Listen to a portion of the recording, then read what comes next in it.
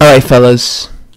In about 18 till 22 days maximum, Eddie the Hitman Hearn will actually announce via his Twitter account that Joshua's next title defense will be against Alexander Povetkin. So, if you're not following Eddie Hearn, follow him on his Twitter account, and just to keep updated, just to see that exactly 18 to 22 days from now, what I say is actually the truth, and he will announce it.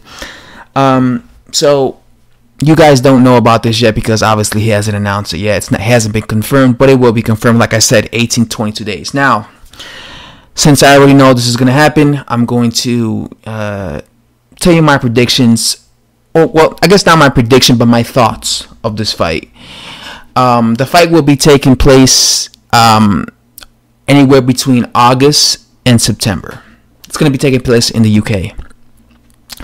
So what do I think about this fight?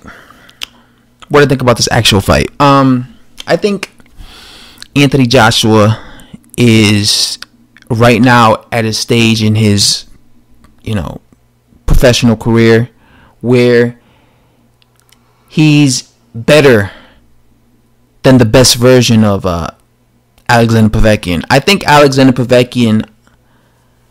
the best version we saw of Alexander Povetkin was, I would say, anywhere between 2011 and 2013.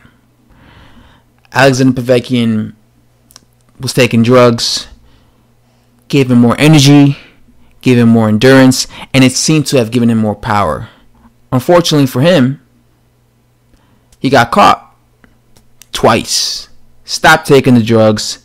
The power vanished. No mas. Where's the KO percentage? His power has really decreased in the span of 2 years, It's amazing what performance-enhancing drugs can do to a guy's power. His stamina is no longer gone. The guy gasses out after 2 rounds. Alexander Povetkin is a short heavyweight. He's about, when you look at his box rec, they list him at 6'2", but the guy's about 5'11". Like, he's really not 6'2". He's not 6'2". He's really 5'11", pushing it to 6 feet tall, but he is not no 6'2". That is a lie. So right away, Alexander Povetkin, in terms of like height, is so much shorter than Mr. Anthony Joshua. So he has the height department that is the disadvantage for him. Now I know he knocked out David Price, who's taller than Joshua, but David Price is chinny. David Price doesn't fight like Joshua.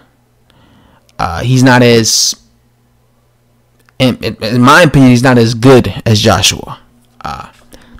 So when you look at Alexander Povetkin, he fights one way. You never see Alexander Povetkin go on the back foot. You never see him, attempt to outbox his opponents. He simply walks forward and he tries to bulldoze his opponent, right? He throws a lot of hooks because he's a short heavyweight. Because he's short, he throws a lot of hooks, right?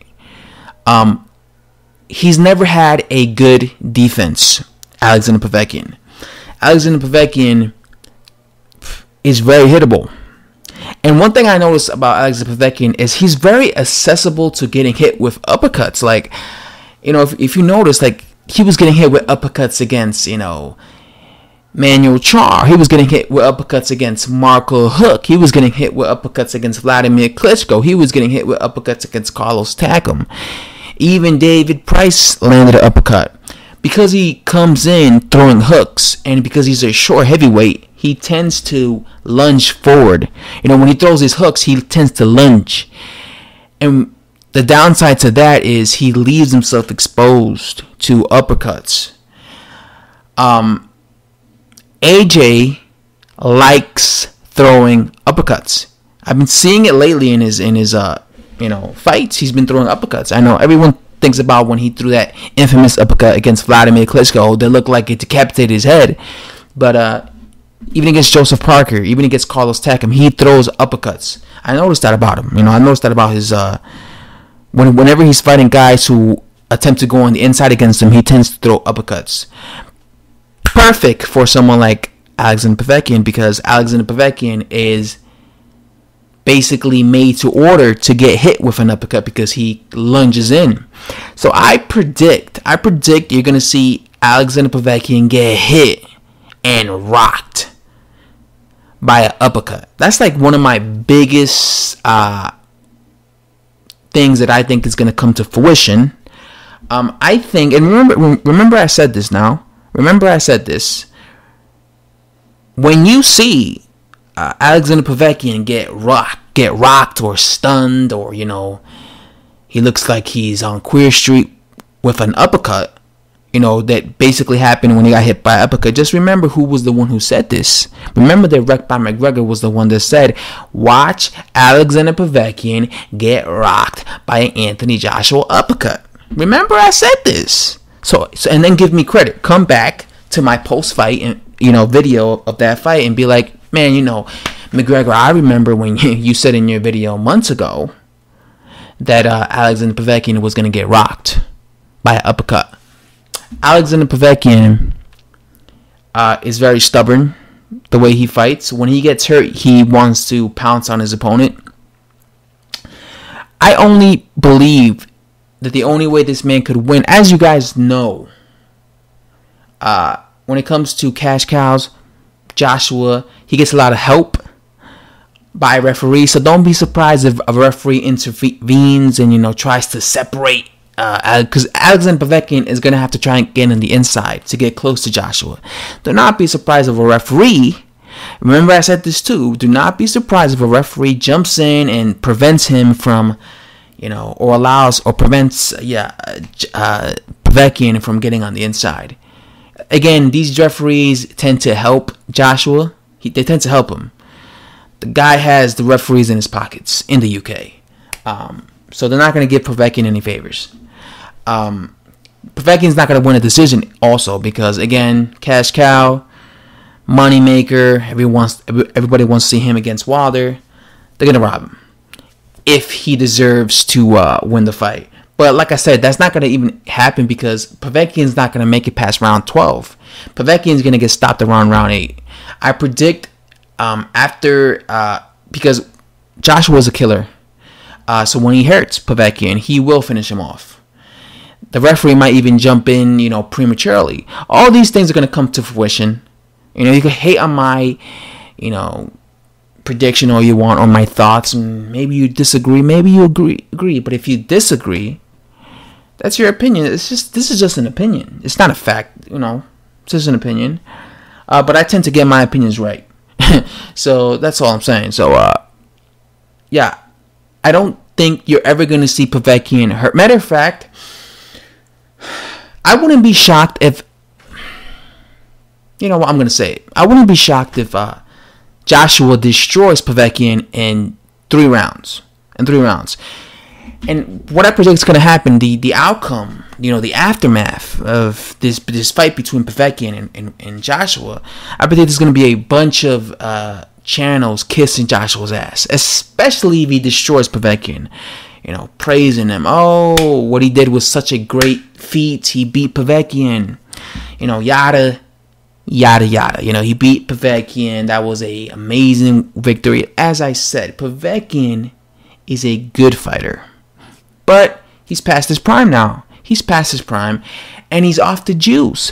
These things affect a fighter. Being a certain age affects a fighter, and being off performance-enhancing drugs affect a fighter. I mean, just look at, God, what's his name? I always forget that guy's name.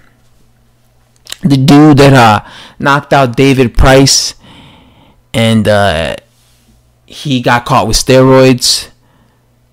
Erkam Tepa, yeah, that's his name. Erkam Tepa, prior to getting caught with PDs, he was knocking guys out from left, from right. You remember that? Everybody was acting like he was a big KO artist. The minute he got caught with steroids, the minute they popped him dirty, the power went away. He stopped knocking anybody out. It was over. He got exposed for being, a bum who just was helped out with these steroids. So these things play a factor. Like I said, you got two guys in here who have bad stamina issues. Povetkin and Joshua have stamina problems, but Joshua is far younger, and he impressed me with the fact that he didn't gas out against Joseph Parker. But look at how gassed out Povetkin looked against, David Price after 5 rounds. Like, Povetkin has a horrible, tank when it comes to like endurance. So I predict this to be a knockout win for Joshua. I predict that to happen. And I also predict that his fans kiss his ass for this accomplishment, for beating a washed up Povetkin. Okay, cool, whatever. People gave Wilder a lot of credit for beating a over the hill Luis Ortiz. So that's just the way it is. Unfortunately, they're not gonna fight. After Povetkin loses to Joshua, they're gonna make this whole bullshit where they're gonna act like the fight's gonna happen next. It's not gonna happen next. It's not gonna happen till 2020. Some people might feel like, I don't know what I'm talking about, I'm deluded. But, sometimes you gotta listen to the deluded people, because sometimes the deluded people are the ones that have it all right. So it's facts. I keep seeing these people telling me that, it's not going to happen in 2020. You know what you're talking about. It's going to happen. And I keep seeing people telling me that Joshua is going to actually fight Wilder next. No, homie. You might be the one who's really deluded if you think that Joshua will fight Wilder next. But I guess I'm smarter than most people. I don't know. I figured these things out, But yeah, Joshua will easily beat Povetkin, guys. Hit that subscribe button, and that's all I have to say. Just my thoughts.